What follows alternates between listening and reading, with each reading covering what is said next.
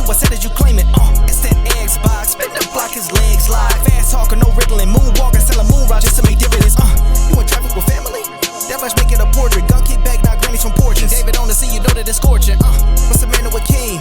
No response to the saying, advancing the line, advancing the payment. You front the game and shoot, what said that you claim? You already know the time, told my boys to hold the line. We gon' shoot it out in seconds, leave you posted like a vine. Bow your head down to the king, leave your roses at the shrine. We stay ready for the war, just need the king to drop the sign. Say what you running from, what you running from? I'm with my team, we bleed green, that's what you wanted, huh? Say what you running from, what you running from? I'm with my team, we bleed green, that's what you wanted, huh? This what you wanted. This what you wanted, huh? Peace and blessings, and welcome back to Xbox Frontline News with your boy, the King. And Gamescom is over. We're going to talk about all the happening news that's happening right as we speak, because people are still incensed or on a rise. But there's stuff that went on in the eastern part of the world that's really exciting. There's stuff that has been announced and has been shown. And Iron Lord's podcast has went viral with their coverage of a certain Xbox game that has been delayed. But let's get into these topics today. And what is sure to be the breakout hit of the year, the probably game of the year, Black Myth Wukong sells a whopping 10 million copies in just 3 days, surpassing industry records. Black Myth Wukong has now sold 10 million copies in just 3 days. Black Myth is pushing the accelerator when it comes to popularity of the title amongst fans worldwide, since the game has managed to break records, especially in terms of concurrent players. Recently, they reported on Black Myth Wukong achieved the 2.3 million players on Steam, surpassing the likes of Cyberpunk 2077 and Elden Ring. Now, according to developers, the game themselves, Black Myth Wukong has now achieved 10 million sales, which is a massive achievement, probably one for the history books.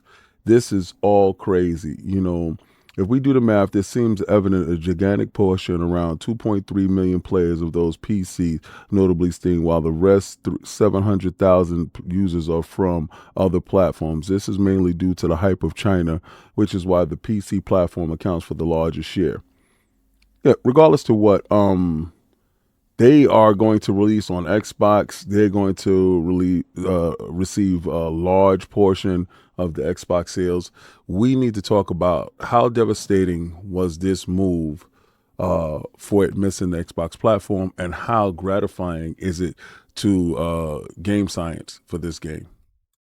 Yo, Black Myth Wukong. Black Myth Wukong has sold over 10 million copies. And it is crippling PCs all across the world. I have a very capable PC. And let me tell you something, that joint blew my GPU offline. I had to reboot, install drivers right back to it, and get right back at it. But again, this is, game science has done such a masterful job in this game, and the Chinese government has taken notice of this game, and for it to sell so much, it's incredible. We know the majority of the users are there in China, and that's great. That's fantastic. Get behind the game, get behind it, support it 100%. And, you know, Steam users are doing an incredible job, with PlayStation bringing up the rear, with 700,000, so we believe at this moment. That's good. Y'all chipped in. Y'all decided. 700,000 of you guys purchased the game, and that is spectacular. So normally those port beggars don't buy any games, but this one, they went out and they support it, and we appreciate it from a gamer standpoint. Xbox will have they shot at it soon when the game is released on the Xbox titles, Xbox consoles. That title will definitely see new heights as far as sales go. But what is sure to be game of the year, and should be game of the year, from exactly where I'm playing, because I'm playing on my Steam Deck, I'm playing on my ROG, I'm playing on my PC. The versatility that Steam allows me to do, we're playing on the go with the ROG as well. It's something that is important, and I do love the fact that I do have the options to do all of those things within that ecosystem over at Steam. Microsoft does the same exact thing, so I expect no different when I get a chance to purchase it on the Xbox console so I can play with it inside my ecosystem over there. The game is phenomenal. Gamers all across the world, stand up. What I suggest is if you haven't purchased the game, go out and purchase the game because the game is phenomenal. In kind of weird news, Valve officially announces Deadlock weeks after the footage started appearing online. The game is in early development, it says. Valve officially announced Deadlock. The announcement follows weeks of discussions about the game's footage appearing across all social medias. The multiplayer title, which has been a friends and family close beta for some time now, has a Steam store page. And, Deadlock is 6 versus 6 third-person hero shooter. Valve warns the game is still in early development, and a concurrent build of Deadlock contains a lot of temporary art and experimental gameplay. So this game is really not to be taken, wholeheartedly. This is what it is, but we're going to talk about the merits of the game being leaked and exactly what transpires now. Did they have no choice? What's up? I honestly think Deadlock was, they were forced to talk about Deadlock. Deadlock is now officially on Steam's page. So regardless to what, now it's out there for good or for bad. Broken NDAs or soft NDAs or however you want to call it. The game is out. And it's, I guess, any news is good news. And it should have the ability to grow from here with a lot more people playing the beta to see what all the fuss is about. Hopefully the game does get good legs and can stand on its own. And what is a shame, PlayStation's Concord can't even reach 1,000 Steam players at launch. Concord is PlayStation's second live service. PC launched this year, and the shooter's already struggling to break 1,000 players on Steam. PlayStation's strategy has been a roller coaster this year. Both Helldivers and Concord are first-party multiplayer games that came to PC same day as PlayStation 5, so they are day-and-date third-party developer. But their stories couldn't be more different. Helldivers 2 launched as the talk of the town, well over 400,000 players on Steam alone. Concord, meanwhile, despite launching at the same price point as Arrowhead's mega hit, has come out with little fanfare and couldn't even break 1,000 players on Steam. What happened? We're going to talk about all of this. We're going to talk about all of that, and we're going to get into the crux of what's going on over at Sony. Are they bowing out of the console business?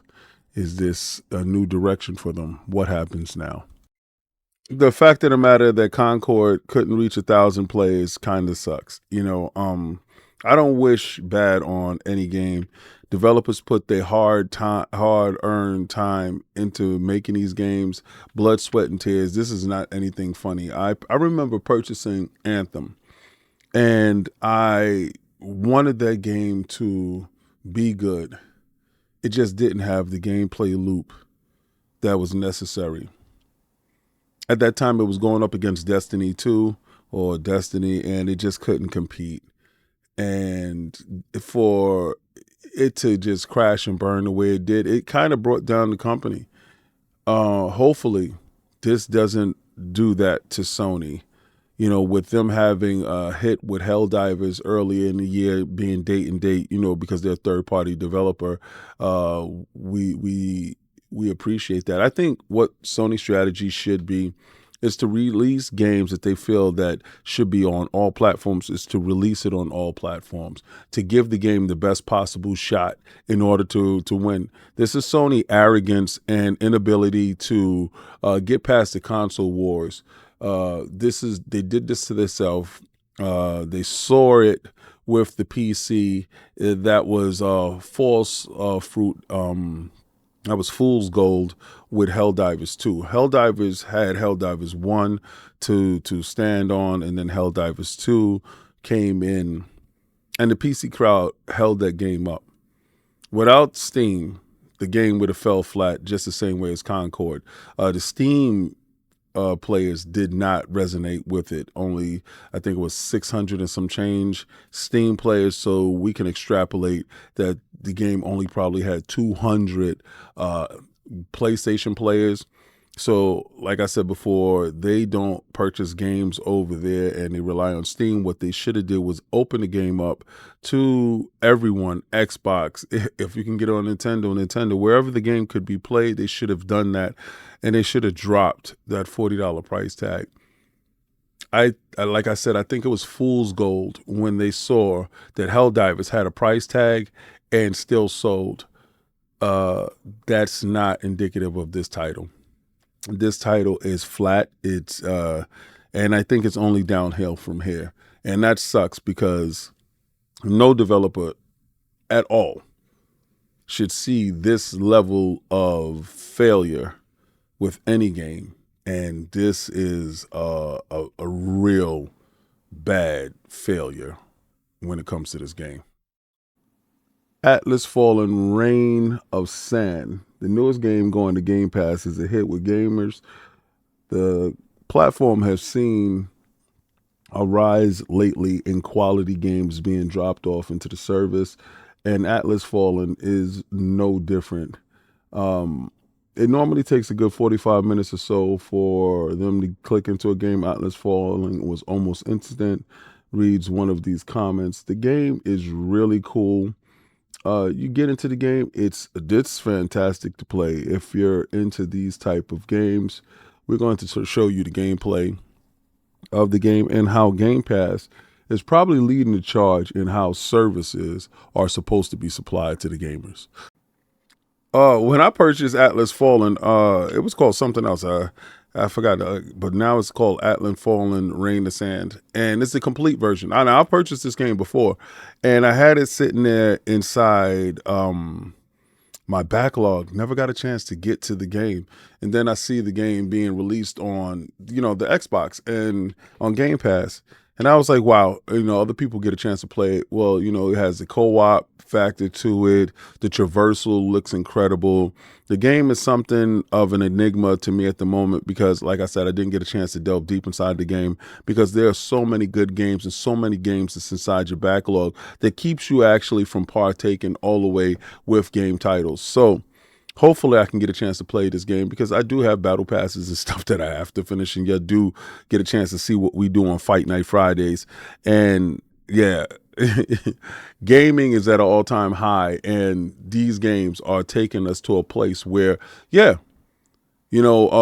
do appreciate it. So if you haven't got a chance to play Atlas Fallen, try it out. It's inside Game Pass. Remember, Game Pass is for you, so you can try your next new boo, and hopefully it clicks with you. Iron Lords Podcast was present at Gamescom. Now, Gamescom California was a private event that was thrown together by Microsoft to further celebrate their presence at Gamescom, which they had the largest presence of any developer publisher at Gamescom. Larger booths, largest amount of games being shown, all the games that are coming to the platform through Game Pass, through platform launches, through partners. And one game in particular that everybody was thinking about and talking about was Avowed. And Avowed got played by none other than Lord Cognito of Iron Lords Podcast, my podcast mate, the host of Iron Lords Podcast, Sundays, 1 p.m. Eastern Standard Time, where we'll be talking about this tomorrow. Well, here's Lord Cognito asking the hard questions that no one else got. And audio, obviously, as well, plays a huge factor in that, so... No, awesome. Thank you for that, because that definitely gives me more clarity as far as the development process and stuff like that. Now, I don't know if you could talk about this part right now, but I was curious about console performance, specifically the Series X. Can we talk frame rates at this time, or we're waiting a little? Well, I'm not yet. Probably not the best person to... Oh, sorry, talking off mic. I'm probably not the best person to talk about that. We can probably... we can probably... Yeah, I mean, nitty-gritty of it, performance is one of the last things we figure out, right? We are core, and I think we've announced this elsewhere, we are core targeting 30 frames per second bare minimum. Like, that's the expectation.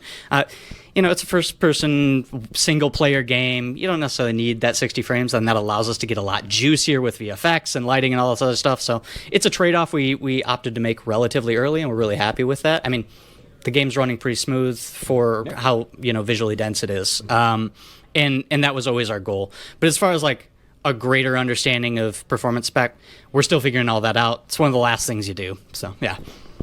Fair enough. Appreciate that. Maddie, any other follow-up questions on it?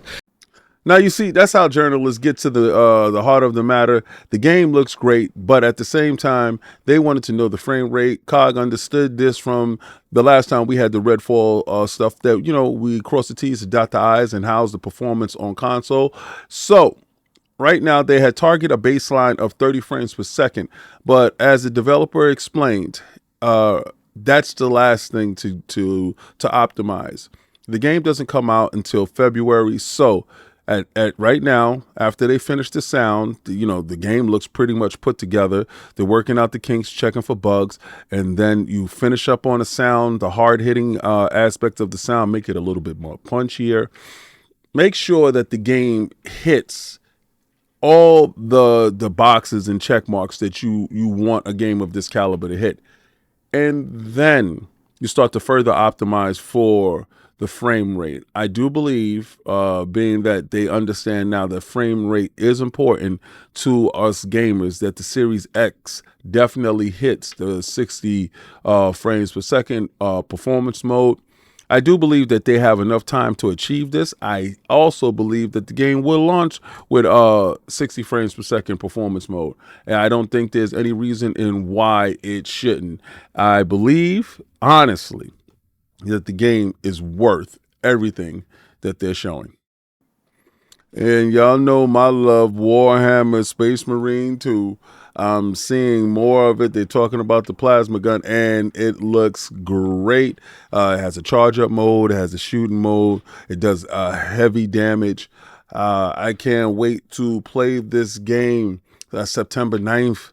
It's going to be a great day because I get a chance to play this game all the way up to Starfield Shattered Space, and then from there on, I get to take that game to the moon. But this is the part of the video where I'm going to tell you to like, follow, and subscribe. And if you like anything in this video that you've seen, this is what I do daily. Drop daily videos.